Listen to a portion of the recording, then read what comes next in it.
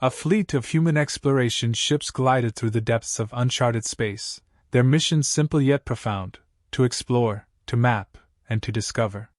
This fleet, composed of state-of-the-art vessels designed for long-range exploration, moved silently through the void, its crew unaware that they were about to stumble into a region of space that had remained hidden from human knowledge. For Earth, this was just another step in its ongoing quest to understand the galaxy, to reach out into the unknown and see what lay beyond the stars they had already conquered. The crew went about their duties with calm efficiency, focused on their tasks and oblivious to the fact that they were crossing into forbidden territory. As the fleet advanced, sensors began to pick up traces of unknown activity, a faint signal here, a strange energy signature there. But before the crew could fully analyze the data, their ships were suddenly surrounded by a flurry of activity. Unbeknownst to them, they had entered the territory of the Galactic Empire, a vast and ancient civilization that prided itself on its dominion over countless star systems. The Empire, with its sprawling borders and advanced technology, had long seen itself as the rightful ruler of the galaxy, viewing other species as either subordinates or threats. Within the Empire, the rulers held absolute authority, their arrogance matched only by their power. They had established themselves as the supreme authority in the galaxy, with fleets of warships and armies at their command. The Empire's citizens were taught from birth that their civilization was the pinnacle of galactic evolution, that no other species could match their technological advancements, or their military might. This belief was so ingrained that the very idea of an outside force challenging their supremacy was almost laughable. So, when their border forces detected the human ships, the reaction was one of instant hostility. The Empire's border defenses, always on high alert for incursions, identified the human ships as unknown vessels. The initial scans were inconclusive, revealing nothing that suggested an immediate threat. But the mere presence of an unidentified fleet within their borders was enough to trigger a response. The border forces immediately classified the human ships as a potential threat, and within moments, the news was relayed up the chain of command. The Empire's rulers, accustomed to dealing with what they saw as lesser species, were quickly informed of the incursion. The rulers, seated in their opulent chambers, reacted with a mix of outrage and disdain. How dare these primitive vessels trespass into their space? The audacity of such an intrusion was almost beyond belief. The Empire's leadership convened quickly, their decisions swift and unanimous. The humans would be given one chance to surrender, to submit to the will of the Empire, or face annihilation. They assumed, as they always had, that these outsiders would be easily cowed by the sheer might of the Empire. Orders were dispatched, and a fleet of the Empire's warships was mobilized to intercept the human vessels. These warships, the pride of the Empire's navy, were equipped with the latest in weaponry and defensive technology. The commanders of the fleet, fully confident in their superiority, prepared to deliver the Empire's demands to the intruders. They did not consider the possibility of resistance. After all, no one in the galaxy would be foolish enough to challenge the Empire. The human ships, in their eyes, were nothing more than an annoyance to be dealt with quickly. As the Empire's fleet closed in on the human explorers, the first message was sent, a demand for immediate surrender. The message was blunt, delivered with the expectation that the humans would recognize the futility of their situation and comply without hesitation.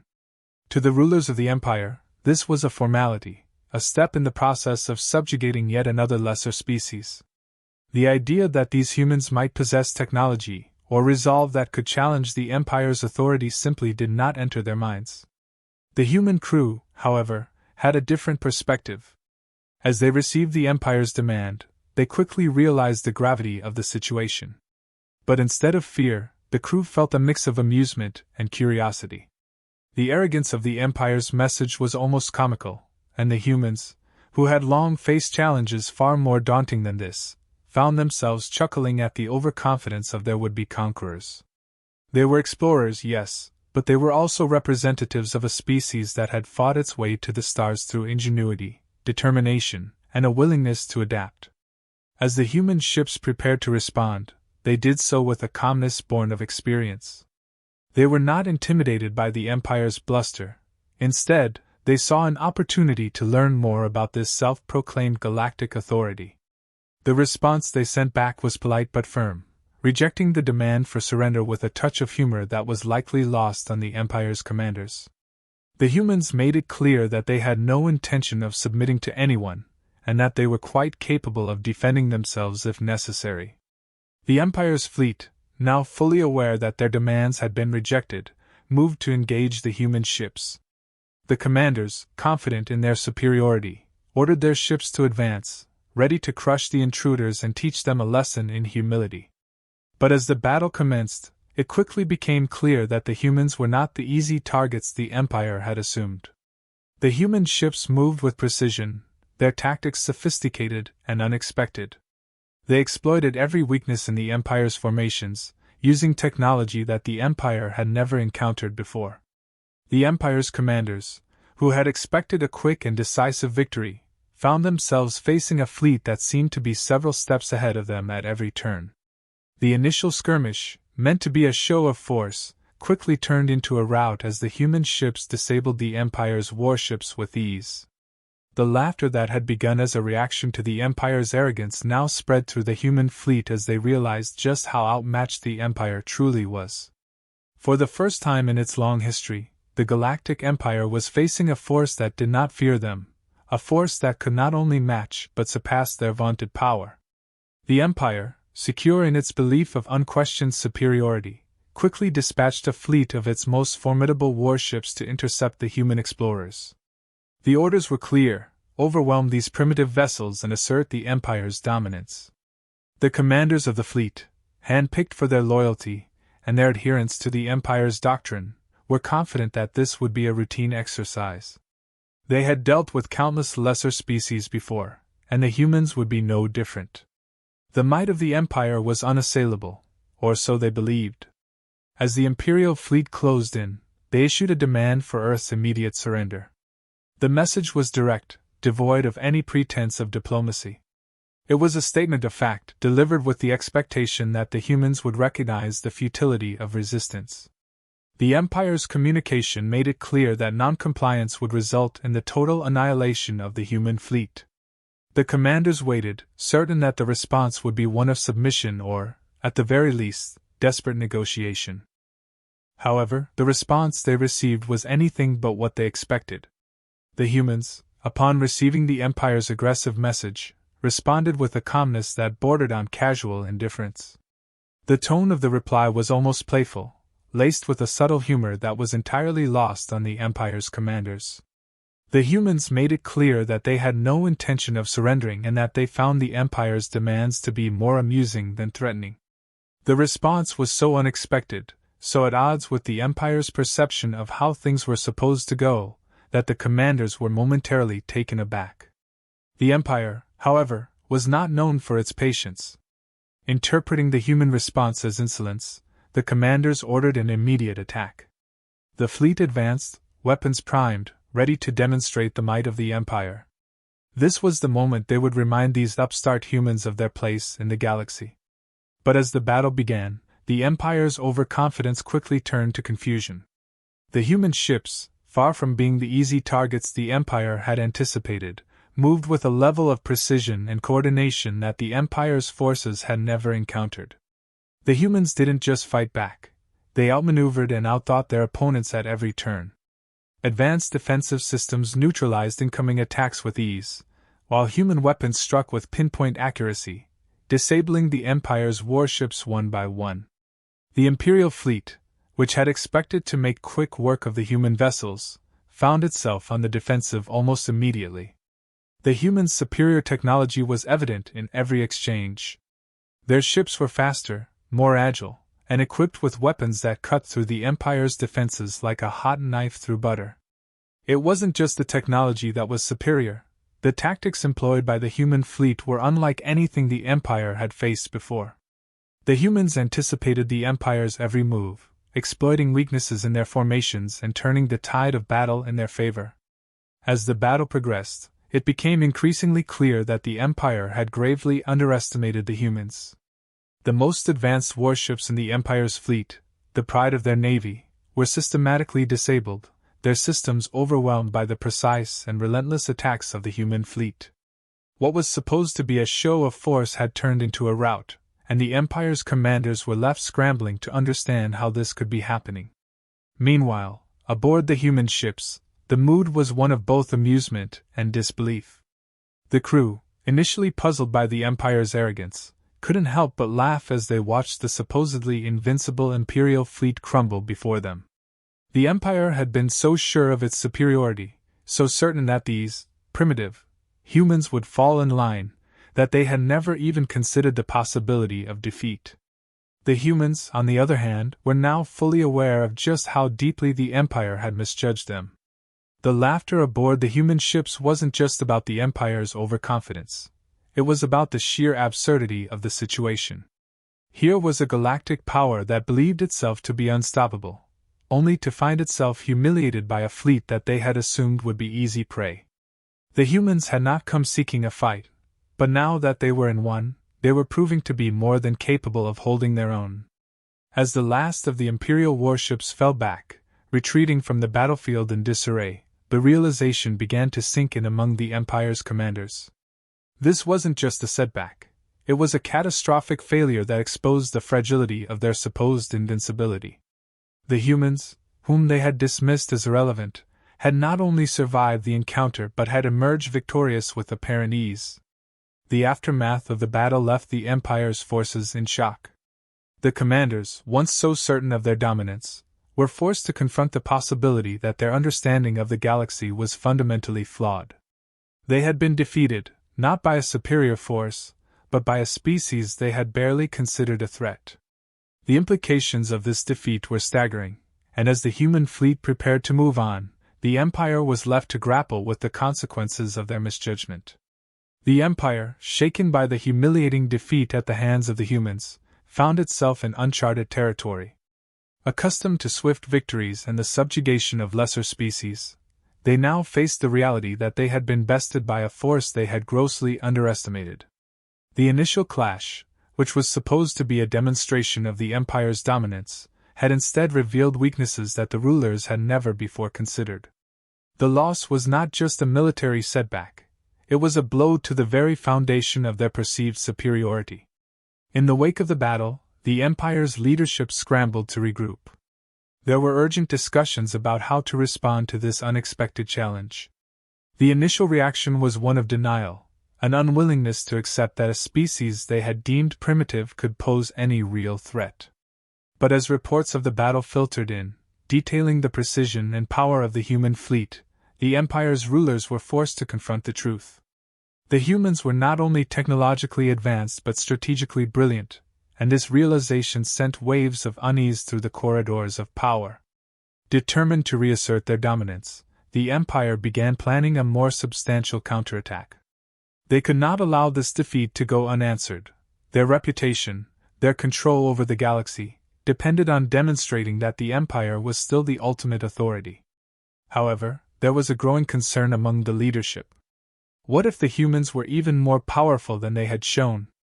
What if another defeat was not only possible but likely? These questions, once unthinkable, now gnawed at the minds of the Empire's rulers. As the Empire deliberated, Earth took the initiative. Human leadership, recognizing the potential for a prolonged conflict, reached out to the Empire directly.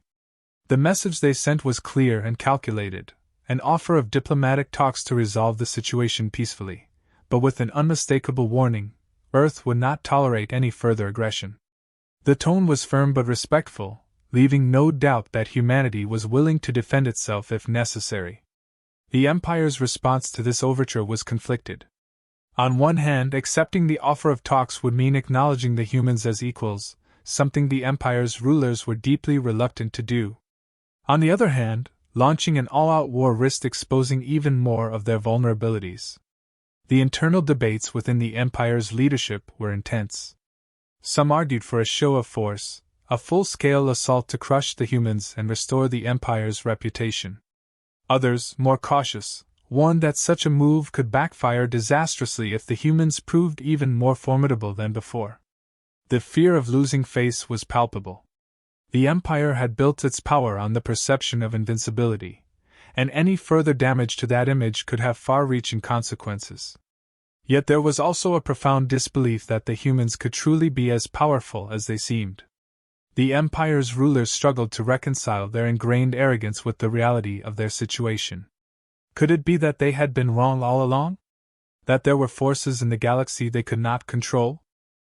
Earth's diplomatic team, fully aware of the delicate power dynamics at play, crafted their approach with care.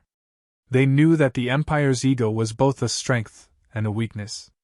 The humans' communication was laced with subtle reminders of their technological superiority, but these were presented in a way that allowed the Empire to save face. The message was clear: humanity was open to peaceful coexistence, but they would not be intimidated. This strategy played on the Empire's need to maintain its image while simultaneously unsettling them with the quiet confidence of Earth's position. As the diplomatic back and forth continued, tension mounted. The Empire, still grappling with the shock of their defeat, found themselves in a precarious position. They could neither dismiss the humans as they once had nor could they afford to appear weak by capitulating too easily. The decision to engage in talks or to escalate to war weighed heavily on the minds of the Empire's rulers. Each option carried significant risks, and there was no clear path forward. For humanity, the stakes were equally high. While they had won the initial battle, they knew that a prolonged conflict with the Empire could be costly. The goal was not to provoke a war but to establish a new status quo, one where Earth was respected and its sovereignty acknowledged. The diplomatic team worked tirelessly, balancing firmness with diplomacy, making it clear that while humanity preferred peace, they were fully prepared to defend their interests if necessary. The standoff grew more intense with each passing day. Both sides understood that the outcome of these talks would determine the future of their relationship and potentially the balance of power in the galaxy. For the Empire, this was a moment of reckoning. Could they adapt to this new reality, where they were no longer the unchallenged rulers of the galaxy? For humanity, it was a test of their ability to navigate the complex web of galactic politics while maintaining their newfound position of strength. As the negotiations between Earth and the Galactic Empire progressed, the atmosphere in the Imperial chambers was thick with tension. The Empire's delegates, still reeling from their initial defeat, entered the talks with a mix of arrogance and underlying fear. They clung to the belief that the humans were merely lucky, that their victory had been a fluke. But beneath this bravado, there was a growing unease, a fear that the humans might be more powerful than they had ever imagined. Earth's representatives, aware of the delicate balance, decided it was time to make their position unequivocally clear. The Empire had to understand that humanity's victory was no accident, and that any further aggression would be met with overwhelming force. During a pivotal moment in the negotiations, Earth's lead diplomat calmly presented a series of data packets to the Empire's delegation. These packets contained detailed analyses of the battle, showcasing the technology and strategies that had been employed by the human fleet. The Empire's delegates, who had expected nothing more than posturing, were taken aback by the precision and depth of the information. They had never seen anything like it. The humans had dissected the Empire's tactics and countered them with an efficiency that bordered on the miraculous. It wasn't just that the humans had better technology. They had an understanding of warfare that surpassed even the most seasoned Imperial strategists. But the real shock came when the humans decided to offer a demonstration. Earth's representatives, with quiet confidence, activated a series of holographic displays that filled the room with vivid, three-dimensional projections. The first demonstration was a simulated engagement between a single human ship and an entire fleet of Imperial warships. The Empire's delegates watched in stunned silence as the human vessels systematically dismantled the fleet, neutralizing their weapons, disabling their shields, and ultimately rendering the entire armada powerless within minutes. It was a display of surgical precision. The human ship didn't just destroy the Imperial fleet, it rendered them impotent, unable to fight back or even escape. The delegates could only watch in horror as the simulation played out, revealing how easily their most advanced ships could be rendered useless by a single human vessel. Next, the humans revealed their planetary defense capabilities. A new simulation showed an Imperial invasion fleet approaching a human colony. Before the Imperial ships could even enter orbit, they were met with a barrage of automated defenses, satellite-based railguns, precision-guided missiles, and energy weapons that targeted the Empire's ships with uncanny accuracy. The entire fleet was obliterated in seconds, leaving the planet below untouched and secure.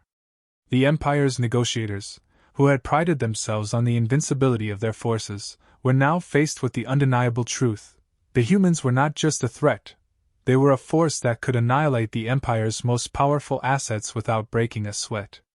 The shock was palpable. The delegates, who had come into the negotiations with a sense of superiority, were now visibly shaken. They realized that humanity was not only far more advanced than they had ever imagined, but also that any attempt to engage them in outright war would lead to the Empire's destruction.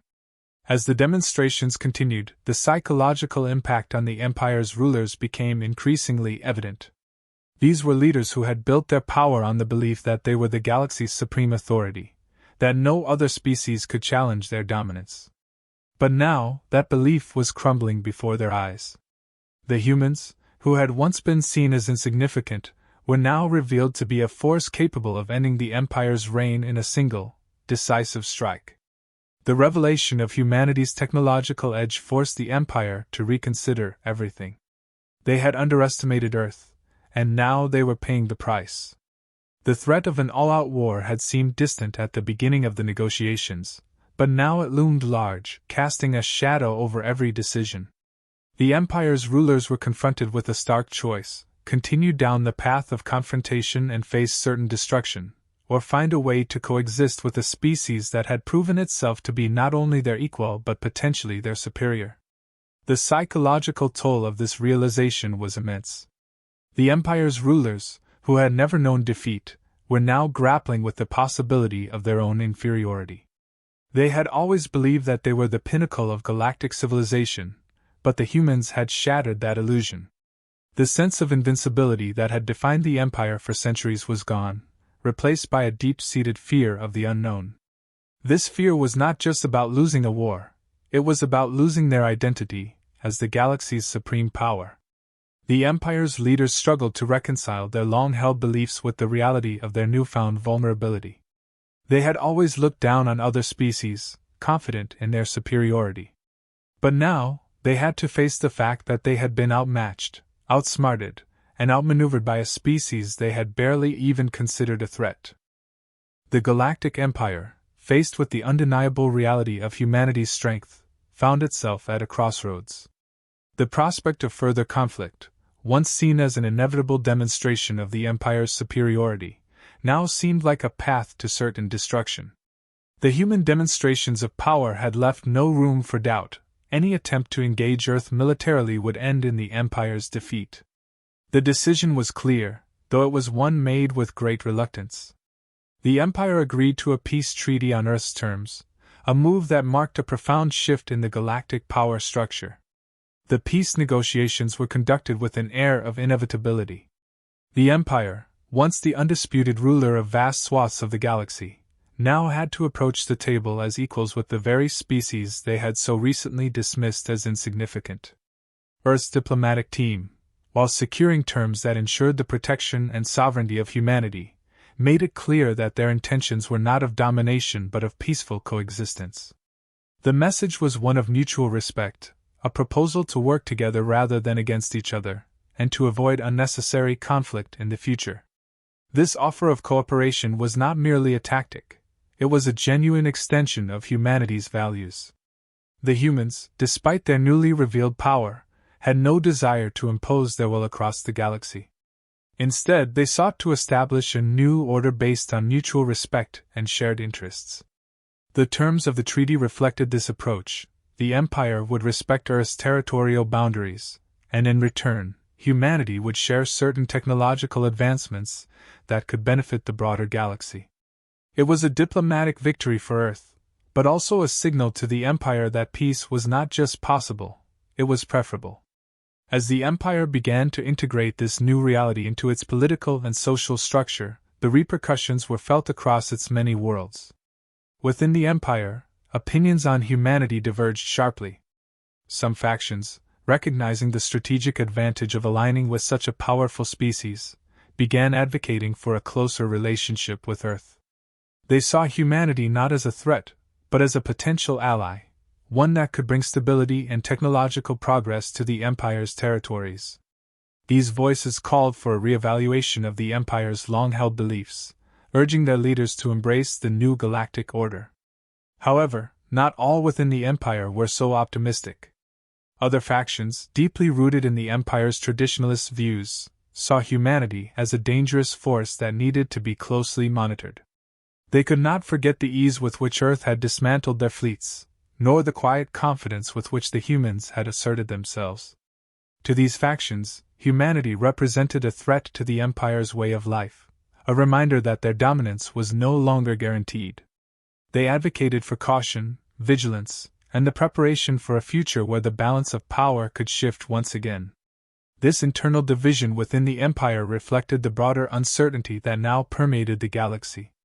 The encounter with Earth had permanently altered the political landscape, challenging the established order and introducing a new dynamic that all species would have to navigate.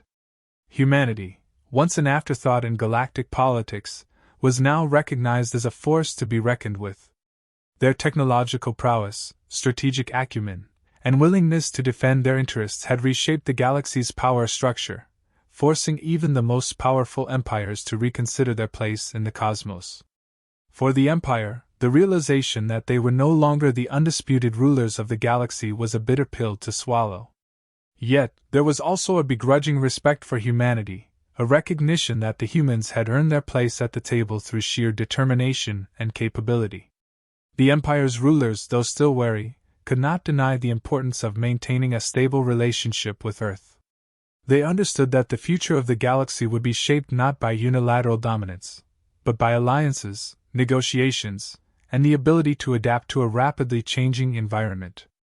As the peace treaty was formalized and the humans returned to their exploration and innovation, the galaxy watched with a mix of curiosity and respect. Earth's quiet confidence and continued pursuit of knowledge and discovery became a symbol of their strength, a strength that did not rely on force alone, but on the ability to navigate the complexities of galactic politics with grace and intelligence. Humanity had proven that they were not just a powerful military force, but a sophisticated and thoughtful civilization, capable of shaping the future in ways that went beyond mere conquest.